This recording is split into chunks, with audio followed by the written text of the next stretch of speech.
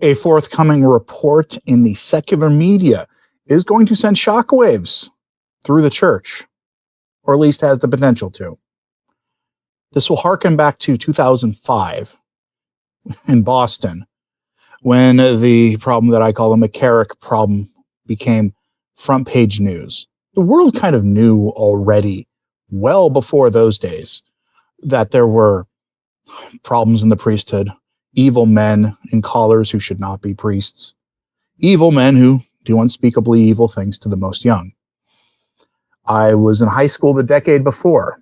We were aware. It was a secular high school. We'd made jokes about it because we were evil teenagers without the faith, but we were aware. There were jokes in the popular culture in the 1980s about this, but people just sort of accepted it, and they didn't, in large numbers, lose their faith in the church until the 2000s, when the problem exploded on the television set. In a concerted effort, for one reason or another, by the secular authorities to dismantle the church's credibility, made all the easier by those evil men. Which is why, of course, one of the most evil of all men at the time, Cardinal Ted McCarrick, decided that he was going to be the man to help write the policies on how to prevent men like himself from doing those same things in the future. A comedy of errors of sorts. But now we have a new story just like that. And it comes to us here from the same news source that broke the story in the 2000s, the Boston Globe. Under the headline, "Report will show Rhode Island Catholic Diocese mishandling of Ted McCarrick acts by the clergy," Norona says, "the scale is stunning." The scale is stunning. To be clear, what they're going to allege is systematic hiding away by the bishop, cover-up of these evil deeds. Coming out now. Why now? One wonders. But brace yourself. This could be one of the biggest stories in the secular media about the church. Taking eyes away from all of their compliance with secular values. The secular progressive left push unbridled immigration. The bishops happily go along with it and become bigger cheerleaders than even the media on this issue. The church leaders stop standing up against depravity of all kinds. It's not good enough for them. They even preach a watered down, universally liked version of Jesus instead of the more challenging Jesus. It's not good enough for the media. And here, they're going to pay the piper. Here are the details.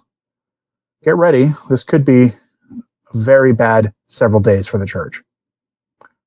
Quote, Rhode Island Attorney General Peter F. Norona says he's about to send the Roman Catholic Diocese of Providence a report that shows the church, quote, did not respond well to accusations of clergy McCarrick evil deeds against kids over the past 70 years. During an interview with Globe reporters, Norona said he hopes to send the 400-page report to the diocese by the end of October. He said church officials are entitled to review the document before it's released to the public, and the diocese could go to court to try to stop its release. In 2019, the Attorney General's office and the Rhode Island State Police began a review of all files of complaints of the McCarrick crisis collected by the Diocese of Providence since 1950. Over the past 6 years, the investigation led to new charges against a few priests and produced thick volumes of detailed information about every accused priest, where they were assigned, and what the diocese did in response. I don't think Rhode Islanders will be surprised that there have been evil deed cases involving priests. We're all aware of that, he said.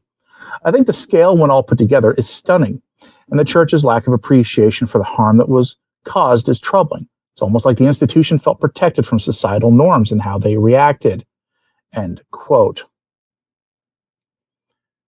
We'll get back to that in a moment. The church was protected. The government took an attitude of letting the church govern itself. And that therein kind of is the problem. Because the bishops were more than happy to take advantage of that situation. At least half, probably more of them, are James Martin types, and have been for a long time. This has been a problem that's come and gone throughout history. There was a period right around the 9th or 10th century where this exact same kind of evil was so prevalent that St. Peter Damian wrote a landmark book on it. He's a doctor of the church now because of it. The kind of language he used there would get me instantly banned on YouTube if I quoted it. Many people today would regard him as being too rigid, not charitable enough, and not synodal, not willing to dialogue with these people. It was the kind of approach needed. He was one who led a counter-revolution at the time against this infection in the church, again, 1,000 years ago. The church, in the aftermath of that, wrote some pretty stunning canon laws on what to do with priests who do these things. One of them was to hand them over to the civil authorities for the punishment for the crime. In those days, the punishment for the crime was, if I described it to you on YouTube, I'd get instantly banned. It was more than just mere capital in nature. It was well above and beyond. And now the problem has returned, and we are now in a much softer age. Many Catholics just sort of roll their eyes and go, ho hum, we know. We know. We're careful with our kids, and we get to know our priests to make sure we know that there are many bad priests out there. This is going to cause a lot of damage if this is released. You're going to see enormous lawsuits. And of course, this is part of the country where the bishops there historically have largely been bad. I'm not sure about today, but bad historically. That's how you got this sweeping away of the problem. Here's some examples. Quote, Narana said the report includes instances of credibly accused priests being moved to other churches. They moved these guys around, and there were many instances where priests were sent off for counseling or self-reflection. However, the church described it, he said. Look, it got better over time. It's better today than it was 20, 30, 40 years ago. No question. He said that improvement was spurred on by exposés such as the Boston Globe Spotlight Team's 2002 series that investigated the systematic hiding away of this problem within the Catholic Church. That's changed a lot, Narana said, but still there are ways to improve. Look, do I think that the church's consciousness of what to do is better? Yes. Are there still things that they could do better? Yes. He said the report will include some criticism of how the church handled things, including its practice of requiring polygraph tests for victims. He called the use of polygraphs, which are generally not admissible in court because they can be unreliable, just bad practice. End quote. Look, I have a great way of making sure this never happens again. Don't let James Martin types in the priesthood. And some bishops already are implementing that practice. You may not be aware of this, but I, as a Catholic, at one point discerned the priesthood.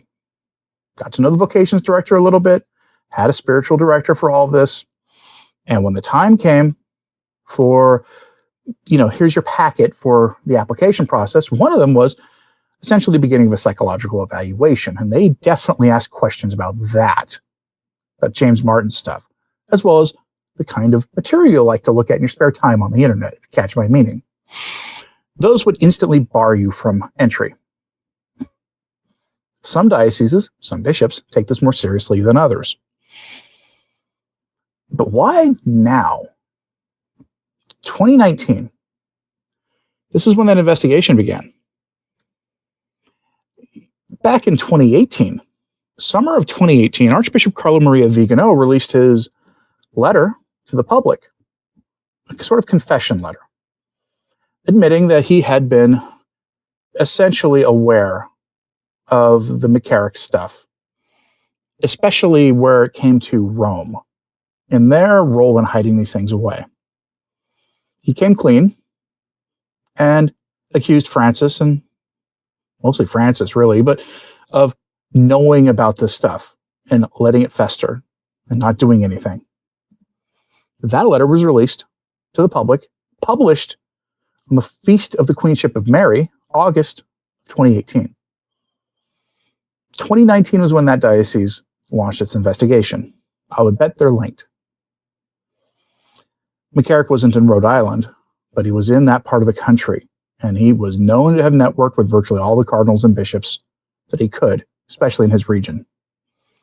I'll bet you this has to do with Ted McCarrick. Curious what you think of this? Let me know in the comments, please. Like and subscribe if you haven't. It does help. Sharing this on social media helps too. And as always, pray for the church. I'm Anthony Stine. Ave Maria.